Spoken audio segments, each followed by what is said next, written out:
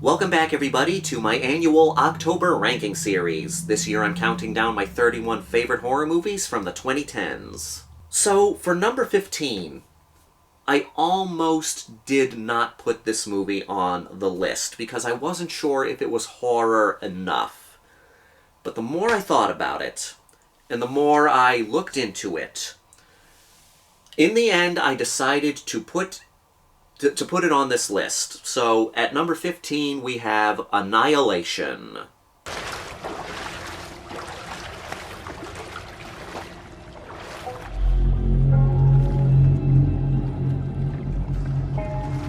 I'm going to admit it's been a little while since I've seen Annihilation, but I know that I love Annihilation, and I want to check it out again. It's been like a couple of years since I've last watched it, but I remember loving this movie, and this is one of those movies that I can see getting higher on the list the more I watch it. But for right now, it is at number 15, mostly because it's been a couple years since I've last watched it.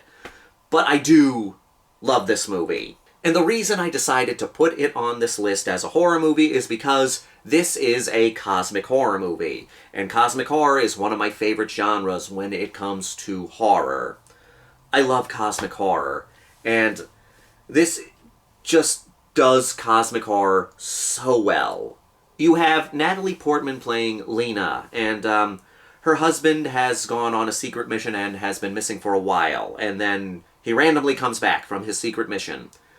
He was thought to be dead, he was thought to be MIA, but he's now back, and he's off. There's just something wrong with him, and they don't know what.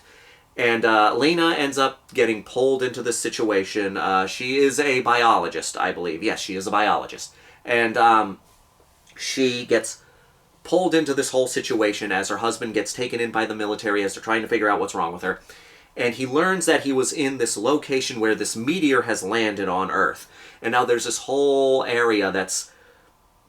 There's a boundary that's called the Shimmer. There's this shimmery barrier that it seems to be spreading throughout the area, getting bigger and bigger. And something's going on in there, and her husband was part of a team that went in there to figure out what the hell's going on. And he's the only one who came back. So, Lena becomes part of this team of women who are now going in to figure out what the hell's going on within the Shimmer. And then the movie goes on from there. Anything interesting in there? No, it's been long abandoned, maybe even before. Radek? Radek! Now, this movie goes into some very trippy territory, and this is another exception to the rule that I have. You know how I say that I love simplicity in my horror movies? And simplicity, I think there's an artistry to simplicity, and I think a lot of times simplicity can be the best thing for horror. But this is another one of those exceptions, because like I say, there are always exceptions to the rule. Because this movie deals with some more complex ideas, and the ideas are very interesting, because the concepts that they deal with when they go into the Shimmer and go into this area. I don't want to spoil too much, because if you have not seen this movie, I think it will be very rewarding to go in knowing next to nothing.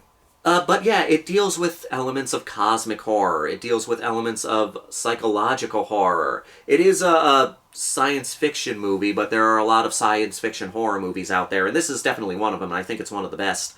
But the ideas that it explores are, like, they can be really complex and really out there, but in a way that makes sense. Because the mystery is really good. Like, you're asking yourself, what the hell's going on here?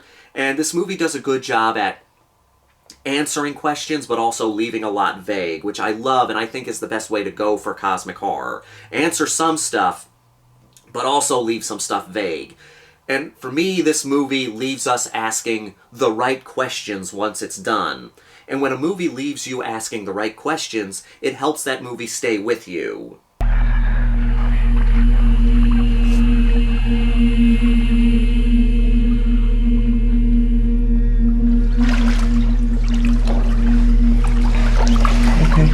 I do agree that that this is a horror movie, and I do personally think that this is a horror movie, because there are elements in this movie that are terrifying, which doesn't always make it for a horror movie. There can be movies that have terrifying scenes that aren't really horror movies, but in the long run, the ideas that this movie explores fit perfectly with cosmic horror, and that's why in the end I had to put it on this list, because it is a cosmic horror movie and a great example of a cosmic horror movie.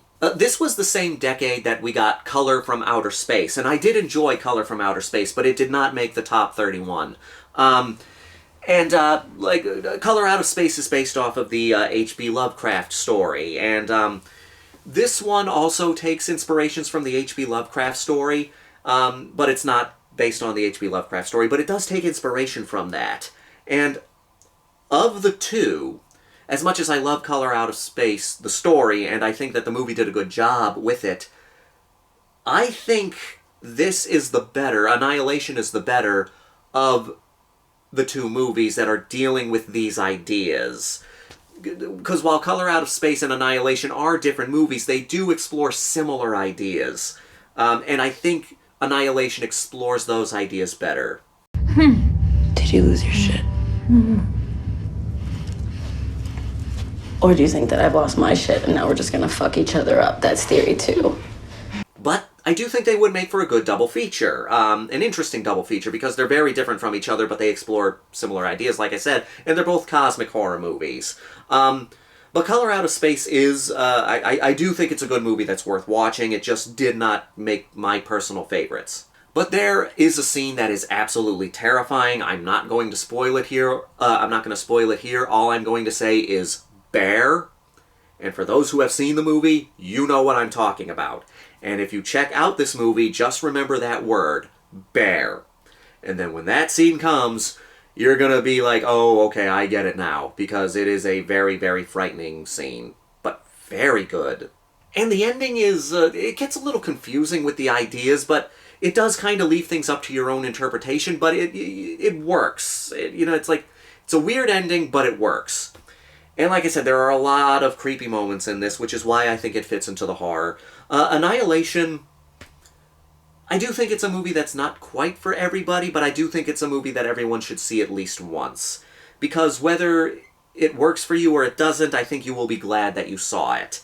I don't know if I would recommend Annihilation for something to watch during October, leading up to Halloween, but it is a good movie. I think it could be a good movie night in the right circumstances, but for Halloween and the Halloween season, I'm not entirely sure. But I do love Annihilation, and like I said, on more watchings, I do think that this could make it higher on the list. So yes, Annihilation, great movie. Shit! Get back!